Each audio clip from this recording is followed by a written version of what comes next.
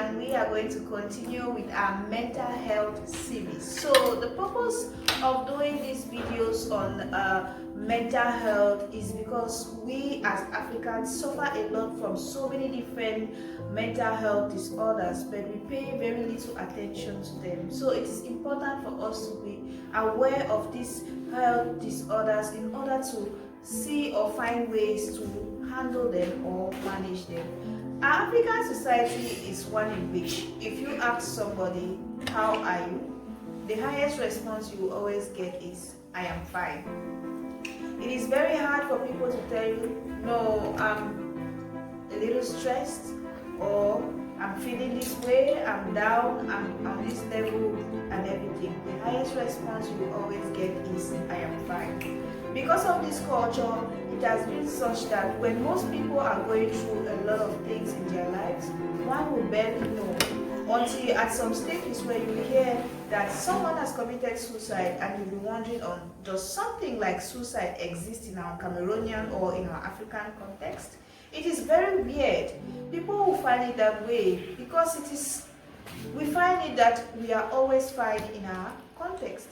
So now let us talk about one of the very common mental health disorders that we as Africans or Cameroonians face. And this mental health disorder we are going to begin with is depression. Depression is a mental health disorder that affects people of all walks of life, of all ages, from different circumstances and in wherever or whichever part of the world they might find themselves. And this is a mental health condition or disorder that is characterized by persistent sadness, and because of this you see that the person's mood, their thinking, their behavior, whatever it is, their engagements with other people is very low, such that whenever they are just there, they lose interest in most of the things that they once had interest in. So now we are going to see that what are some of the things that can cause depression in our African context. First, we begin with something such as grief. Our African context is such that in as much as we struggle with the challenges that the continent faces, we have grief as one of the things that can push a child or a teenager or a young adult into a state of depression, because we cling so much to our parents or guardians to the point that should we lose them, we wonder on who is going to take charge of us in the absence of these people.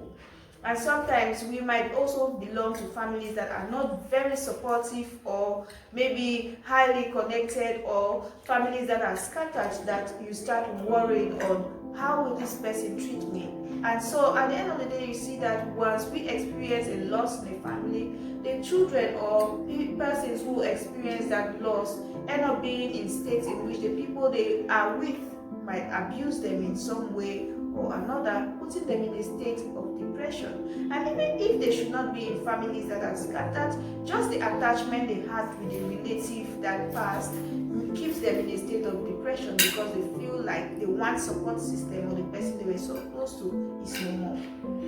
Another important aspect that we look at that most people will suffer from is as a result of, say, eating disorder, which is another mental health disorder.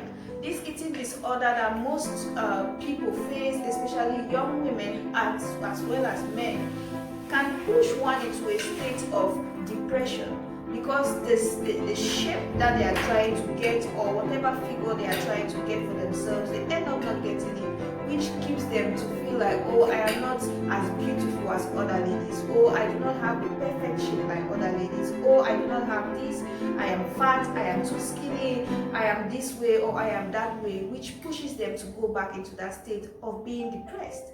And with that, you see that there are other aspects, we'll go to the third, which is our relationships with other people. The people we relate with in our daily lives. Some of them could not be people who are highly positive or highly impactful to our lives, such that our interactions with them at the end of the day pushes us to be more depressed than being happy. So it is important to always check your association to see that you are with those that bring out the best energy level in you. We also have abuse as one of the things that can push someone in a state of depression.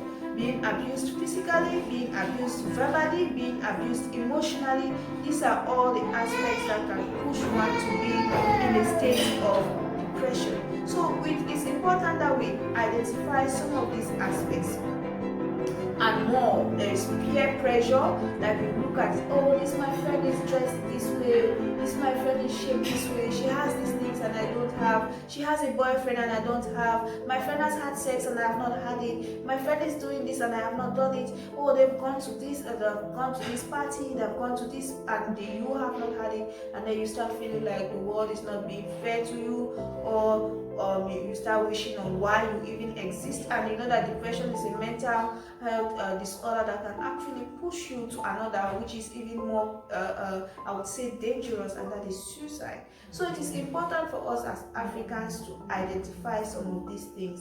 Varying things can cause us to get into a state of depression, and some of the symptoms that you get to identify on, oh, I might be depressed, is you lose interest in those things that you were once overly excited about. You see that maybe you were someone who loved engaging in community service, you lose interest in engaging in community service. Maybe you were someone who loved dancing, you find dancing to be a burden.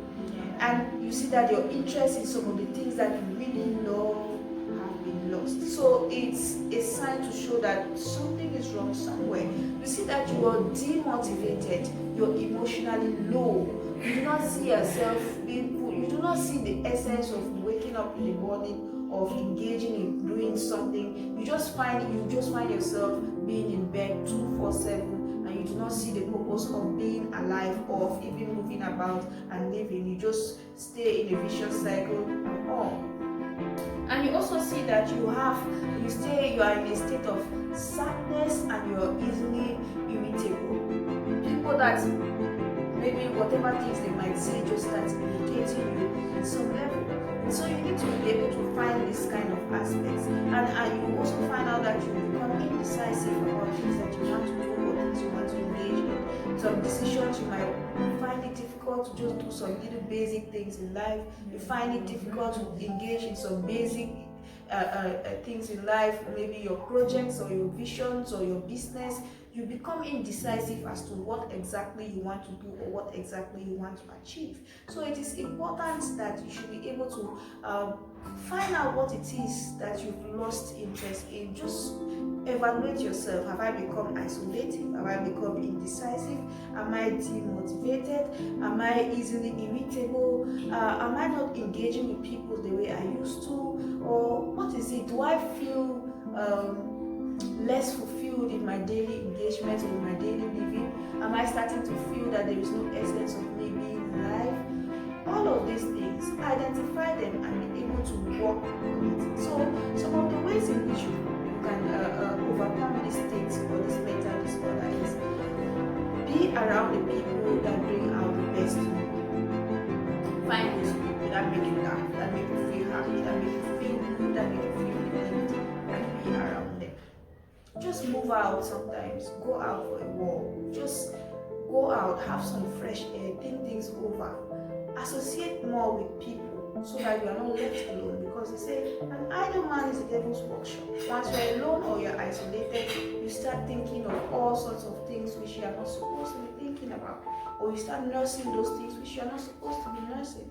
And you see that there are so many different causes of depression as well as other mental health disorders, such as eating disorders, such as anxiety, such as stress, and more. So if you've watched this video right until this extent, you are amazing. And should you be suffering from a mental health disorder or another, just look for experts that work on those fields, talk to someone about it, work on the aspect or the issue you're facing, and I wish you the very best. Don't forget to like, don't forget to comment, don't forget to subscribe, and don't forget to hit that notification bell. Thank you.